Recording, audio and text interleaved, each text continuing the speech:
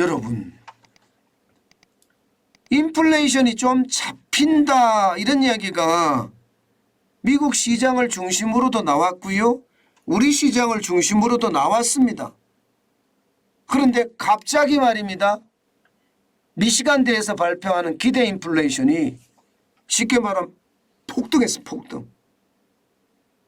야, 이걸 보면 진짜 무섭습니다. 얼마나 올랐느냐. 무려 말입니다.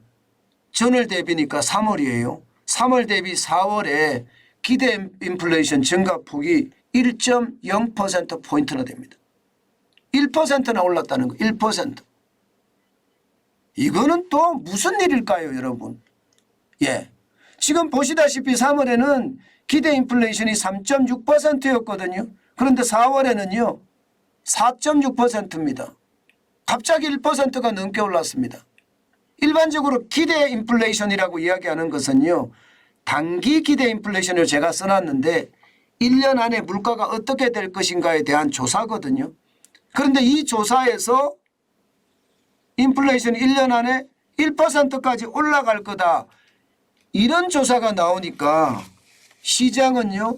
진짜 그야말로 요동을 쳤습니다. 요즘 시장을 보면 말입니다. 진짜 요동을 쳐요. 예, 당장 말입니다. 나스닥만 하더라도 기술주 중심입니다. 0.35%가 빠져서 42.8포인트가 빠졌습니다. 12,123.47 기술주 중심 이만큼 빠졌고요. S&P 500 지수는 대형주 중심입니다. 0.21이 빠져서 8.58이 빠졌습니다. 4,137.64로 마감했고요. 블리츠 중심인 다우산업 지수는요. 0.42% 144.3.22가 빠져서 33,886.47로 마감했습니다.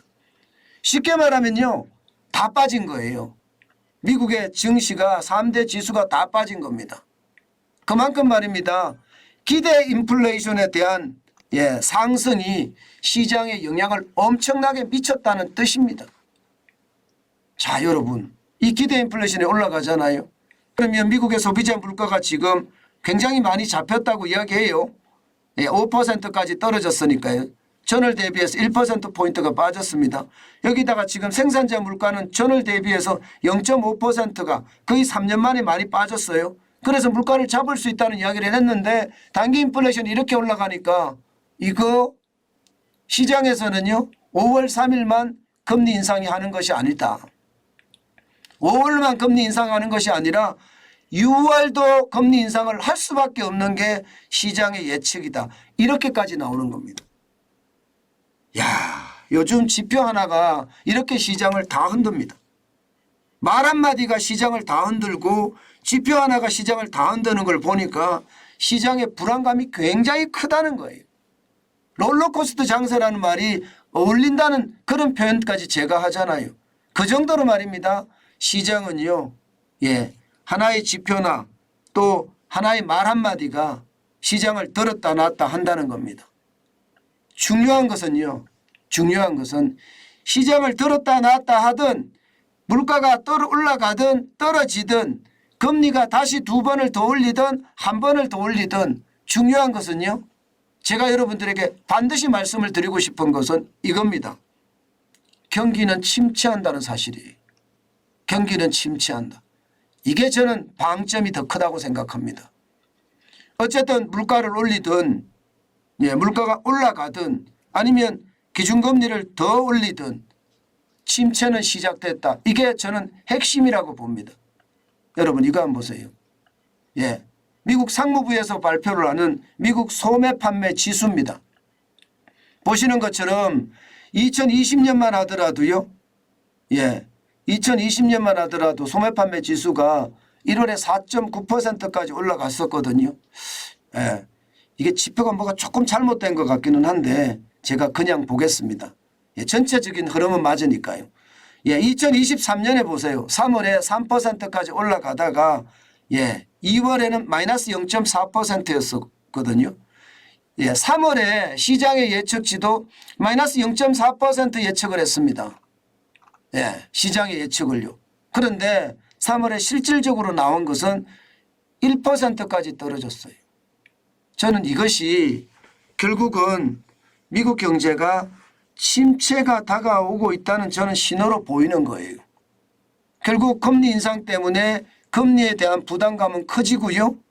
예, 인플레이션 때문에 물가에 대한 고통은 더 많아진다.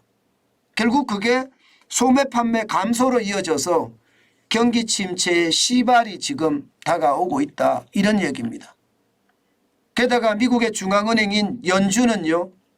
예, 물가가 기대 수준으로 안 떨어지잖아요. 연 2%라는 기대 수준으로 아직 안 떨어지니까 지금 뭐 시장은요. 결국 말입니다. 금리를 올려서 물가를 더 떨어뜨리려고 하는 것. 이것까지 같이 함께이기 때문에 침체의 골은 저는 더 빨라질 수도 있다고 생각합니다. 제가 여러분들에게 그런 말씀을 많이 드렸습니다. 미국 경제가 노랜딩이 된다. 뭐 무착륙이라고 이야기하죠. 아니면 연착륙이 온다.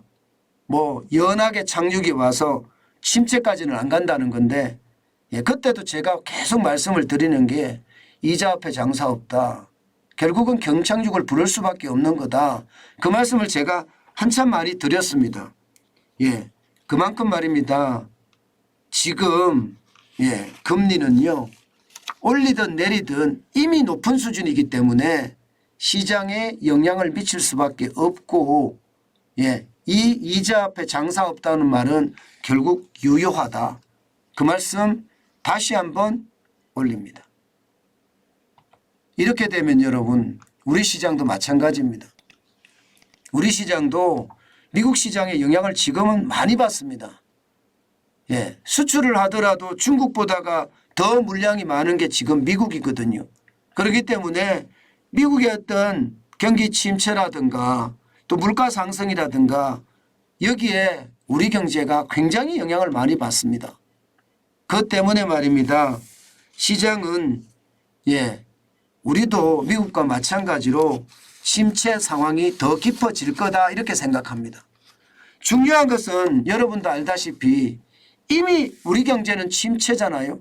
그런데 여기서 더 깊어지면 예, 저는 위기의 어떤 모양도 보일 수 있다고 생각합니다. 그렇기 때문에 우리가 위기의식을 가지고 위기에 대응하는 자세가 반드시 필요하다. 위기라는 것은요. 예, 대응하는 자세가 있으면요. 위기는 반전을 시킬 수도 있다는 것. 여러분들 잘 아시잖아요. 분노의 매수라는 게 결국은 예, 위기를 반전시키는 계기인데 위기 때는 기회가 있다. 이 말도 함께 포함이 된다는 뜻입니다. 우리는 경제의 거대한 흐름을 잘 읽어서요. 우리가 그동안 열심히 일해서 쌓아놓은 현금으로 부자가 되는 것도 한 번쯤 우리가 봐도 괜찮다. 저는 그렇게 생각합니다. 어쨌든 시장은요. 굉장히 위기 형태로 빠져들고 있다. 이렇게 정리하겠습니다.